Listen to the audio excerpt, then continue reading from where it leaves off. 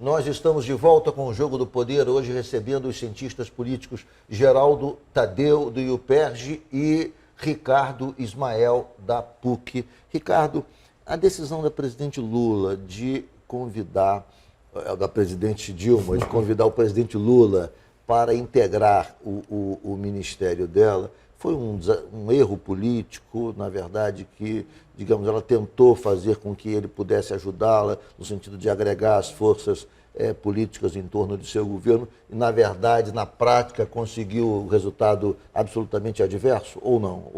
Ou estava correta em prosseguir nesse caminho? Eu acho que foi um erro e tem duas razões principais. Primeiro, o que eu já coloquei no primeiro bloco, e agora o próprio Procurador-Geral da República, Rodrigo Janot, e os áudios das gravações do presidente Lula, de que, na verdade, ali houve uma manobra no sentido de levar o presidente Lula para a Casa Civil para que ele conquistasse foro privilegiado. Porque, a rigor, o Lula é uma liderança mais importante do PT, não precisaria de nenhum cargo, não precisaria de ter nenhum cargo para fazer as articulações junto aos partidos da base aliada. Mas aliás, daria já mais credibilidade a ele, estando dentro do palácio, que não. como ministro, articulando? Eu me alinho àqueles que acham que, na verdade, houve uma manobra. Aliás, os vários áudios do presidente Lula, que foi, normalmente, com autorização da Justiça, foram registrados, mostram ele tentando buscar alguma saída para não ser investigado pela Operação Lava Jato em Curitiba. Então, acho que houve um erro da presidente Dilma, porque ao, vamos dizer assim, aceitar a pressão, existe um áudio até do presidente do PT falando isso, que precisaria ser agilizado essa questão da nomeação do presidente Lula como ministro. Porque, como eu disse, como articulador principal do PT, ele não precisaria de cargo para poder fazer articulação, mas precisaria do foro privilegiado para não ser mais investigado pela primeira instância lá em Curitiba. 2, acho que a presidente Dilma reconheceu o fracasso do seu governo. Ao trazer o presidente Lula para dentro do governo, nós não estamos falando de um auxiliar ou de uma nomeação de uma pessoa qualquer.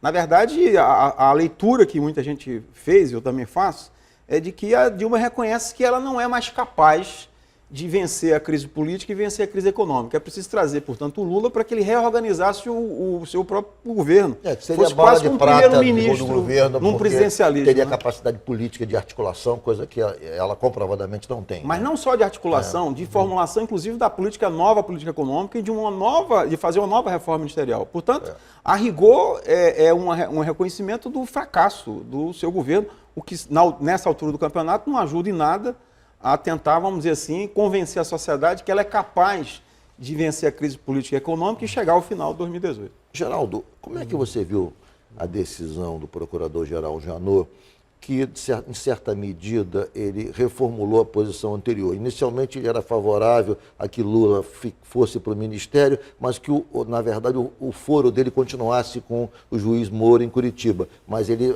em tese, ele achava perfeita, não via problema na indicação de Lula para o Ministério, com essa ressalva de que o foro deveria continuar em Curitiba de Lula. Muito bem, agora ele reformula a posição.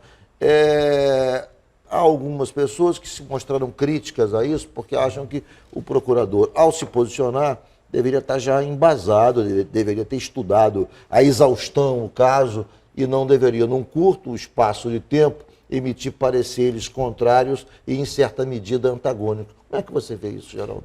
Olha, eu acho que a gente está diante de uma situação tão complexa, tão instável, que exige decisões muito rápidas, muitas vezes, que não são decisões triviais, né, porque você precisa balancear diferentes princípios jurídicos. O que eu entendo dessa decisão é que, num primeiro momento, ele afirmou o direito de a presidente nomear quem ela quisesse, evidentemente, mas reconhecendo que houve, naquele caso, desvio de finalidade, por isso não se aplicaria o foro privilegiado. Na verdade, o que ele quis dizer, a presidente tem o direito de nomear, mas dentro da chamada finalidade, dos requisitos legais, o que ele diria, como se diz em direito, né, o foro privilegiado. E agora ele refina a decisão dele, né, ao fazer essa afirmação mais consistente. Mas eu queria só comentar uma questão que o Ricardo abordou, é a questão da articulação política, né? A Dilma de hoje é a Dilma de sempre, ela não mudou, ela não ficou mais arrogante ou menos política agora, ela sempre foi assim. Só que houve uma confluência de fatores, como crise econômica, crise financeira do Estado, uma desagregação da própria base do governo, porque o governo reeleito tinha uma maioria de 340 votos, pelo menos. Houve uma desagregação por absoluta incapacidade de articulação política do próprio governo Dilma. Então, quando ela chama o ex-presidente Lula e chama tardiamente, né, não tem mais muito o que ele fazer. Realmente, ele não precisaria de um cargo de ministro, porque a credibilidade é dele, Lula, não é do cargo. Quando ele vem, nesse momento, ele vem tardiamente, erradamente, uma manobra mal ajambrada, e isso comprometeu, a meu ver, a bala de prata da presidente Dilma. Tanto que o presidente Lula está aí até hoje tentando articular, né, sem ter um resultado eficaz.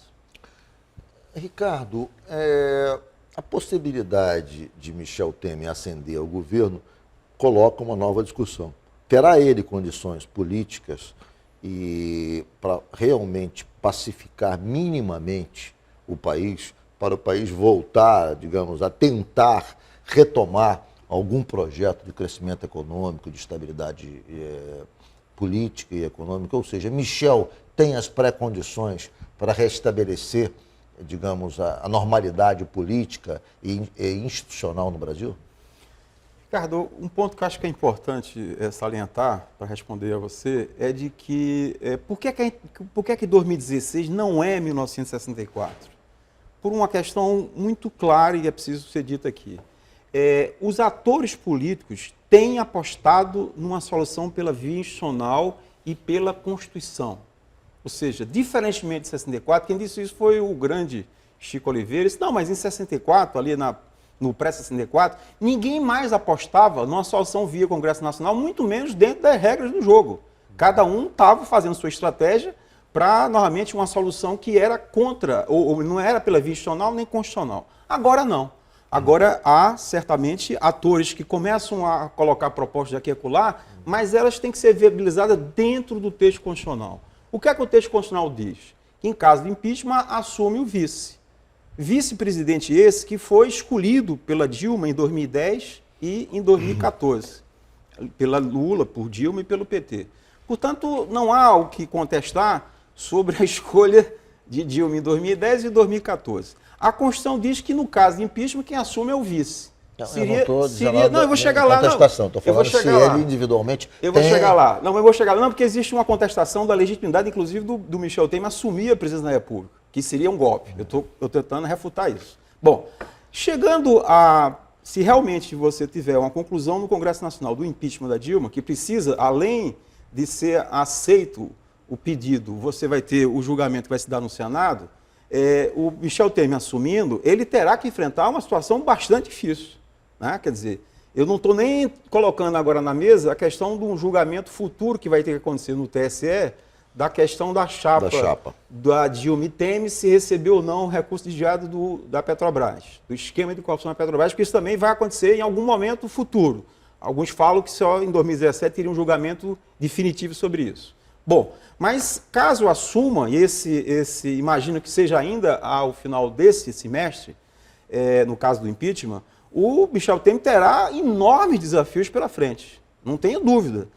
O primeiro desafio, certamente, é de conseguir fazer um ministério que tenha alguma credibilidade, que consiga estabelecer, pelo menos num primeiro momento, alguma trégua, 100 dias, alguma coisa, para que ele possa tentar dizer ao que veio, ou seja, de tentar mostrar alguma questão, a questão econômica, porque eu acho que essa é a questão emergencial. O país vive hoje uma recessão que começou já no final de 2014, se aprofundou em 2015 e continua em 2016. É dramática a situação econômica. Não há nenhum presidente que consiga se legitimar dentro do curto prazo, do médio prazo, sem responder à crise econômica. Então, para mim, essa é a prioridade dele. Claro, como nós somos cientistas políticos aqui, é evidente que a gente vai dizer, bom, ele precisa também ter uma maioria agora nas duas casas do Congresso Nacional. Mas eu diria que essa maioria será forjada a partir da própria votação do impeachment. você precisa de 342 votos na Câmara e 54 senadores, isso já daria pelo menos um pontapé inicial da formação da maioria nas duas casas. Mas, sem dúvida, é uma situação muito delicada, difícil, para um vice-presidente que vai assumir, seja ele Temer ou seja outro, que fosse no lugar do Temer.